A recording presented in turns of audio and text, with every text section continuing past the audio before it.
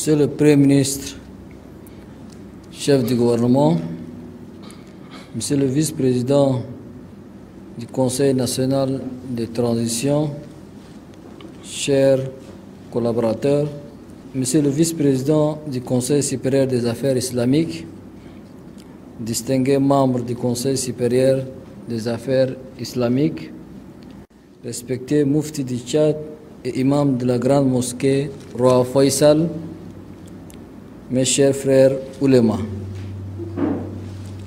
Je voudrais, avant tout propos, mettre en exergue toute ma gratitude à l'endroit du Tout-Puissant qui a permis que nous puissions atteindre ces jours bénis et nous associer à la Oumma Islamia pour célébrer cette fête de l'Aïd al-Adha al-Mubarak.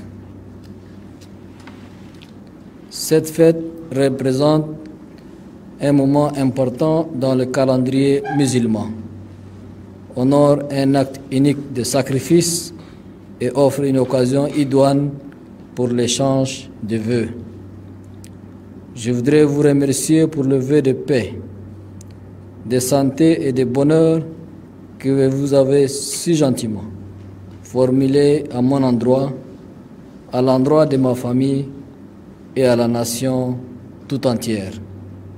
En retour, recevez mes vœux le meilleur de santé, longévité, bonheur et prospérité pour vous-même, pour vos familles respectives et l'ensemble du peuple tchadien. Puisse Allah exaucer nos prières, agréer nos actions, unifier nos cœurs et renforcer notre foi. Mes vœux les plus ardents demeurent la paix, l'unité, le développement et la prospérité. Que notre nation puisse continuer à être ce îlot de stabilité et de cohésion sociale et progresser résolument vers un développement harmonieux. Que le bon Dieu veille sur le Tchad, ses filles et fils et les protège. Mes chers frères oulémas, intervenant 2 mois et 10 jours après la fête du Ramadan, la Tabaski représente un grand moment pour la communauté musulmane. Elle nous rappelle la soumission du prophète Ibrahim à Dieu lorsqu'il lui a demandé de sacrifier son fils unique Ismaël. La foi du prophète Ibrahim fut grande, au point qu'il décida de se soumettre à la volonté divine pour offrir son unique fils avant que Dieu lui envoie un bélier pour le sacrifice. La célébration de la Tabaski marque également la fin du grand pèlerinage, le Hajj, un des 5 piliers de l'islam. Mais au-delà de son aspect religieux, l'Aïd al-Adha est aussi un moment de retrouvailles, de communion et de pardon. Elle est aussi synonyme de partage et de générosité avec les nécessités. En parfaite adéquation avec la tradition tchadienne, elle nous offre l'opportunité de témoigner notre solidarité avec tous nos compatriotes, d'ici et d'ailleurs, qui pour une raison ou une autre affrontent des difficultés inhérentes à la vie. Alors, en ces jours de fête, que Dieu sème l'espoir et la joie dans le cœur de tous ceux qui souffrent et fasse briller de joie les visages de tous mes compatriotes. Que la force de la foi du prophète Ibrahim et son esprit d'abnégation qui caractérise cette fête puissent nous inspirer et nous guider. Distingués hommes de Dieu, la célébration de l'Aïd al-Adha intervient cette année juste au lendemain de l'avènement de la 5e République et du retour effectif à la normalité constitutionnelle, consacrée par les élections présidentielles du mois de mai dernier après 3 ans de transition. Oui, la nouvelle République est là et nous avons fait juste les premiers pas et les défis restent entiers. Face à ces défis identifiés, des réponses appropriées doivent être trouvées et de profonds changements doivent être menés dans les arcanes de l'État pour que la qualité, le rendement, la performance, la transparence et la redevabilité soient au rendez-vous. Ça sera possible au prix d'une véritable révolution des mentalités à tous les niveaux. Mes chers frères oulémas, comme vous l'avez si bien relevé, les problèmes de la cherté des vies et des matériaux de construction demeurent malheureusement d'actualité, impactant négativement le bien-être de beaucoup de nos concitoyens. Je voudrais vous rassurer que ce sont aussi mes préoccupations. Dans la dynamique de la mise en œuvre de mon programme, des actions concrètes sont en train d'être posées par le gouvernement pour alléger ces difficultés. La question du bien-être de la population, incluant l'accès aux services sociaux de base, occupe une place de choix dans mon programme. Je suis également conscient que des pratiques néfastes comme le népotisme, la corruption, le pot de vin et le détournement continuent de gangréner encore notre administration et plomber nos efforts d'assainissement de la vie publique. C'est pourquoi le gouvernement a mis en place les institutions indépendantes issues de la Constitution qui doivent combattre la perte des ressources publiques sous toutes ses formes et manifestations, notamment la Cour des comptes qui devient totalement indépendante. À cela s'ajoute la nouvelle autorité indépendante de lutte contre la corruption. Mes chers frères oulémas, nos actions et efforts conjugués doivent concourir à bâtir ensemble une société dynamique, juste, inclusive et soucieuse du bien-être de tous. Nous sommes capables de cela.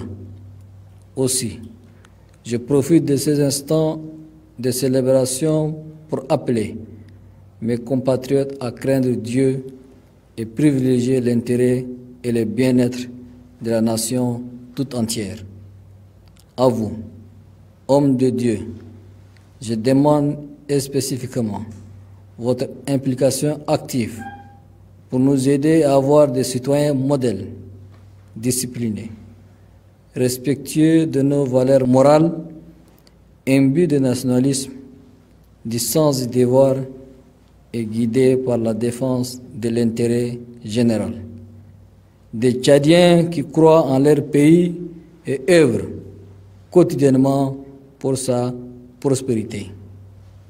Vous devez amener, par vos prières, orientations et conseils, tous les Tchadiens à épouser les valeurs d'intégrité, de loyauté et de redevabilité envers la nation.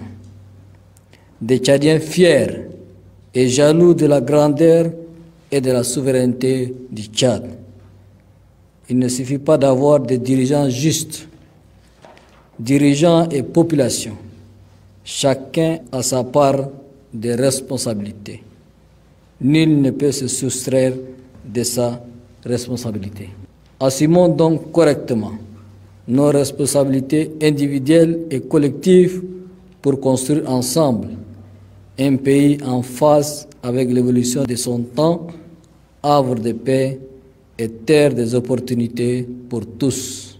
Mes chers frères oulémas, je n'insisterai jamais assez sur les vertus de la paix, de la stabilité et de la cohabitation pacifique, car les tragédies qui sévissent dans notre voisinage nous imposent cela.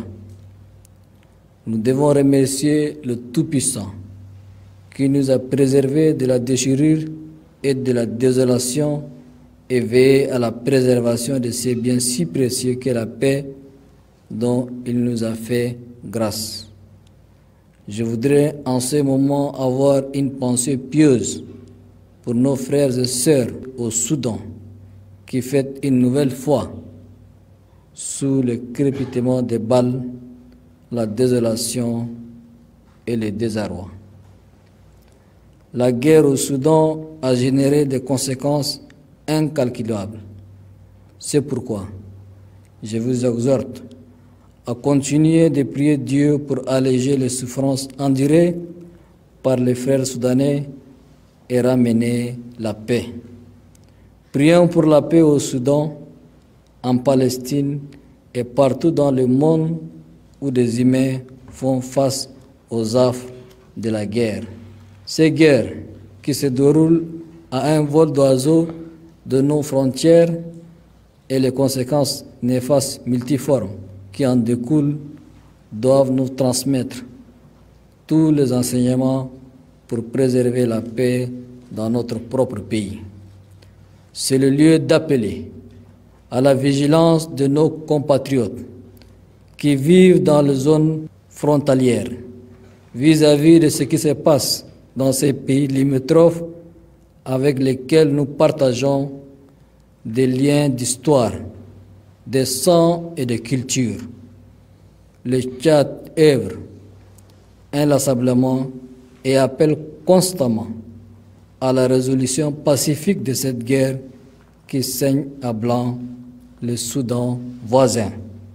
Ce conflit n'est pas le conflit du Tchad et les Tchadiens ne doivent pas se mêler dans le malheureux conflit étranger. Distingués hommes de Dieu, le Tchad nouveau ne peut se réaliser dans une société qui s'éloigne de ses valeurs morales et des règles d'une bonne gestion dictées par les valeurs républicaines. Notre mission n'est pas facile. Le chantier est vaste et complexe. Mais quand les filles et les fils du Tchad se mettent ensemble, rien n'est impossible.